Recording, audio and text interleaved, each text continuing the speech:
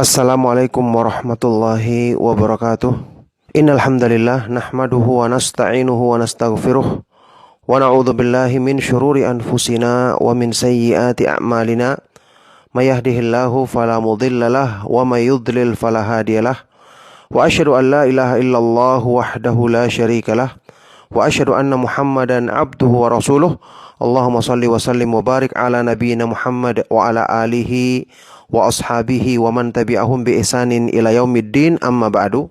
Alhamdulillah, ma'asyiral ikhwah wal akhwat fid din rahimakumullah. Alhamdulillah, kita bersyukur kepada Allah Subhanahu wa taala yang kembali memperjumpakan kita di waktu yang sangat berbahagia ini, insyaallah, dalam lanjutan kajian kita membahas kitab yang sangat bermanfaat, kitab Al-Bidayah wan Nihayah, buah karya dari Al-Imamul Hafidh Ibnu Katsir rahimahullahu taala. Ya, saat ini kita akan memasuki pembahasan muqaddimah dari kitab yang sangat berfaedah ini, yang sangat bermanfaat ini. Kitab Al-Bidayah wan Nihayah, muqaddimahnya saya akan membawakan insyaallah secara ringkas dari kitab aslinya, ya, kitab Al-Bidayah wan Nihayah, cetakan yang standar, cetakan Maktabatul Ma'arif di Beirut, Lebanon, cetakan kedua tahun 1411 Hijriah atau 1990 Masehi.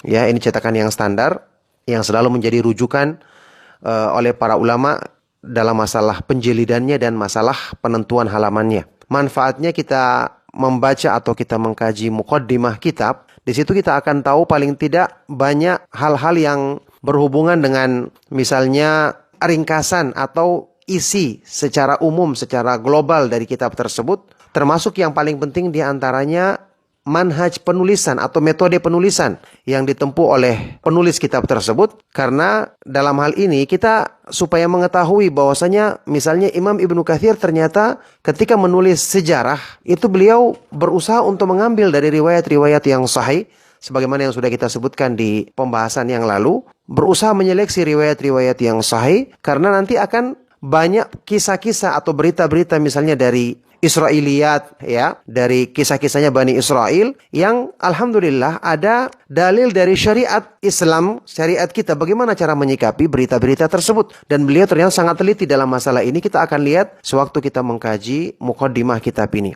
Taib, saya persingkat saja. Langsung saya sebutkan dari awal, tentu setelah membuka kitab ini dengan membaca Bismillahirrahmanirrahim. Al-Imam Ibnu Katsir rahimahullah ta'ala membukanya dengan memuji Allah Subhanahu wa ta'ala, menyanjungnya dengan pujian yang sangat tinggi, yang sangat panjang, dan banyak diambil dari pujian-pujian yang disebutkan di dalam Al-Quran, ya, di dalam ayat-ayat Al-Quran. Saya baca sedikit satu paragraf pertama, ya. Beliau berkata, Alhamdulillahil awwalil akhiril batinil zahiril ladzi huwa bikulli syai'in alim. Al-awwalu falaysa qablahu syai', al-akhiru falaysa ba'dahu syai', al-zahiru falaysa fawqahu syai'un, al-batinu falaysa dunahu syai'un, al-azaliyul qadimul ladzi lam yazal mawjudan bisifatil kamal wa la yazalu daiman mustamirran bakiyan sarmadiyan bilang qida'in walan fisalin wala zawal, ya'lamu dabiban namlatis sauda'i ala sakhratis samma'i fil laylatil dhalma'i wa adadar rimali wa huwal aliyyul kabirul muta'al al-aliyyul azimul ladzi khalaqa kulla syai'in faqaddarahu taqdira. Segala puji bagi Allah Subhanahu wa ta'ala yang maha awal dan maha akhir, yang maha batin, maha zahir, yang dialah yang maha mengetahui segala sesuatu. Dia maha awal, maka tidak ada sesuatu pun sebelumnya, dan maha akhir, maka tidak ada sesuatu pun setelahnya, ya. Allah Subhanahu wa ta'ala maha zahir, yakni maha tinggi,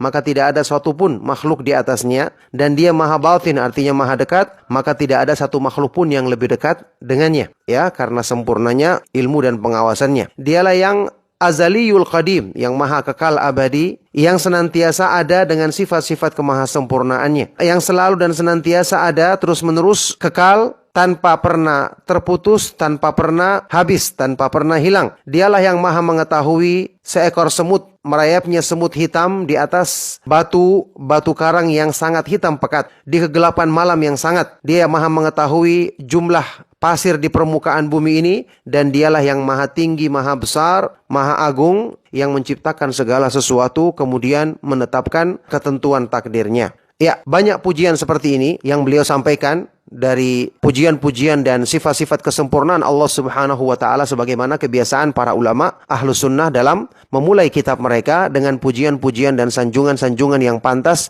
bagi keagungan Allah Subhanahu wa taala. Kemudian beliau mengingatkan di sini ya bahwa Allah Subhanahu wa taala melimpahkan banyak nikmat kepada manusia, nikmat-nikmat yang sangat besar, dan beliau akhiri setelah menyebutkan nikmat ini, wa in ta'uddu nikmatallahi la tuhsuha innal insana ladzalumun kafar. Dan kalau kalian menghitung nikmat Allah Subhanahu wa taala, kalian tidak akan bisa menghitungnya. Sesungguhnya manusia benar-benar sangat zalim dan sangat kufur. Kemudian beliau mengingatkan, wa kana min a'dhami ni'amihi 'alaihim, termasuk sebesar-besar nikmat yang Allah limpahkan kepada manusia. Nikmat yang paling agung adalah kebaikan yang Allah yang paling besar kepada mereka, ba'da an khalaqahum wa razaqahum wa yassara lahumus sabila wa antaqahum. Setelah Allah menciptakan, menganugerahkan rezeki, memudahkan jalan-jalan, memberikan kemampuan berbicara bagi manusia, nikmat yang paling besar setelah itu adalah nikmat an arsala rusulahu alaihi wassalatu wassalam ilaihim. Dengan Allah mengutus rasul-rasul membawa petunjuk yang sempurna bagi manusia. Wa anzala kutubahu alaihim, dan menurunkan kitab-kitab suci kepada mereka. Mubayyinatan halalahu wa haramahu, menjelaskan perkara-perkara yang halal dan yang haram, hukum-hukum halal dan haram. Wa akhbarahu, berita-berita yang menyangkut keimanan yang wajib kita benarkan. Wa ahkamahu, dan hukum-hukum yang Allah syariatkan di dalam Islam. Wa tafsila kulli syai'in fil mabda'i wal ma'adi ila yaumil qiyamah, dan juga kitab-kitab suci ini menjelaskan rincian segala sesuatu ya, baik dari permulaan yang ada di muka bumi ini, kemudian di akhirat nanti sampai pada hari kiamat. Inilah nikmat yang paling besar yang Allah Subhanahu wa taala limpahkan kepada manusia. Fasa'idu man qabala al-akhbara bit tasdiqi wat taslim. Maka orang yang berbahagia adalah orang-orang yang menerima berita-berita dari Allah Subhanahu wa taala dengan membenarkan dan tunduk. Wal awamir bil inqiyadi, menerima perintah-perintah dari Allah dengan mengikatkan diri, mengamalkannya. Wan nawahi bit ta'zim, menerima larangan-larangan Allah dengan mengagungkannya, berhati-hati untuk tidak melanggarnya. Fafaza bin na'imil mukim, inilah orang-orang yang akan, maka dia akan beruntung dengan kenikmatan yang kekal abadi di akhirat nanti. Wa zuhziha an maqamil mukadzibin, dan dia akan dijauhkan dari tempatnya orang-orang yang mendustakan kebenaran. Fil jahim, di dalam neraka yang menyala-nyala. Dzatiz zakumi wal hamim, yang makanannya adalah buah zakum yang sangat pahit, yang sangat buruk rasanya. Wal hamim, dan api yang menyala-nyala. Wal adzabil alim, dan azab yang sangat pedih. Nah, ini beliau sampaikan untuk mengingatkan kepada kita bahwa nikmat terbesar adalah nikmat diturunkannya Islam. Yang Islam kesimpulannya adalah ya, berita-berita yang wajib kita benarkan, kemudian perintah dan larangan yang wajib untuk kita ikuti. Berita-berita yang harus kita benarkan, ini menyangkut bagian yang sangat penting, menyangkut masalah keimanan, dan juga perintah dan larangan Allah Subhanahu wa taala. Perintah kita mengikatkan diri mengamalkannya, adapun larangan-larangan kita agungkan dan kita berusaha menjauhinya.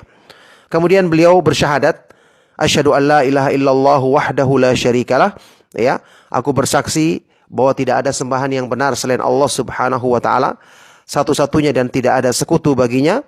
Wa asyhadu anna Muhammadan abduhu wa rasuluh, dan aku bersaksi bahwa Nabi Muhammad sallallahu alaihi wasallam adalah hamba Allah dan utusannya. Di sini perlu saya ingatkan ya, bahwa yang kita akan bahas nanti dari kitab ini ya, yang akan nanti kita sudah terangkan juga kemarin, dan juga nanti akan kita lebih jelas kita lihat untuk kelengkapan dari kata pengantar yang beliau bawakan ini, banyak menyangkut masalah berita-berita penciptaan awal makhluk, kemudian nanti masalah tanda-tanda hari kiamat, surga dan neraka ya, yang akan beliau terangkan di bagian akhir sesuai dengan namanya. Judul kitab ini Al-Bidayah wan Nihayah, dari penciptaan awal makhluk sampai di akhir, sampai keadaan hari kiamat.